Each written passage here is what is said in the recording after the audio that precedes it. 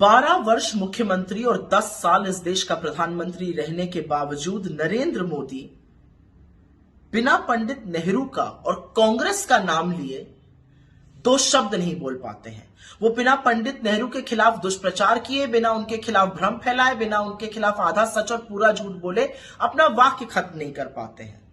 लेकिन वो नेहरू से घृणा नहीं करते हैं। वो नेहरू की विराटता से आज भी उतने सकते में है जैसे कभी उनके पूर्वज थे। वो समझ ही नहीं पा रहे कि एक व्यक्ति इतना समझदार, इतना दूरदर्शी, इतने व्यापक दृष्टिकोण का धनी कैसे हो सकता है।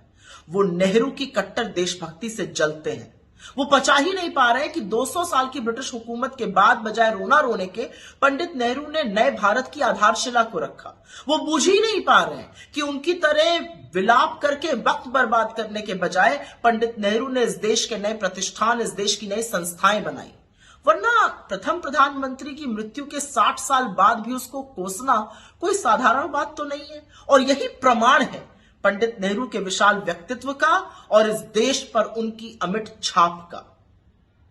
असल बात यह है कि यह बात प्रधानमंत्री और आरएसएस में बैठे उनके साथी बखूबी समझते हैं। उनको नेहरू से तकलीफ नहीं है, वो तो नेहरू बनना चाहते हैं। कुंठा इस बात की है कि वो बन नहीं पा रहे हैं।